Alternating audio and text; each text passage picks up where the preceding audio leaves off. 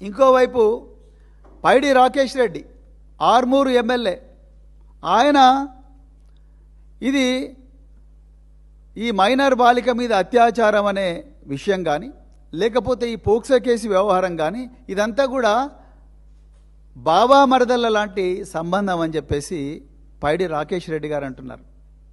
ఇది మీ సంస్కృతి, ఇది మీరు నేర్చుకున్న సంస్కృతి, మీకుండే అలవాట్లు, మీకుండే సభ్యత, మీకుండే సంస్కారం, మహిళలు చిన్నారి పిల్లల పట్ల మీకుండే గౌరవం, మీ చులకన భావం మీరు మాట్లాడే మాటల్లోనే తెలుస్తున్నది. బీఆర్ఎస్ నాయకులు ఎవ్వరు కూడా నోరు జారలేదు.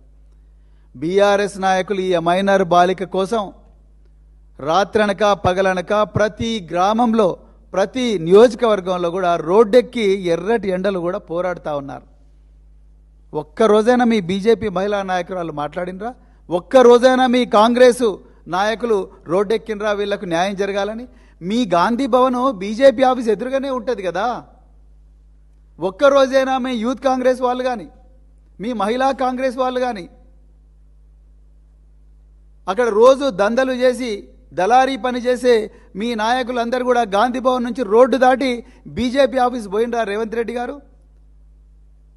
మీకు మా గురించి మాట్లాడే అర్హత ఒక్క నిమిషం కూడా లేదని ఈ సందర్భంగా నేను చెప్తా ఉన్నా.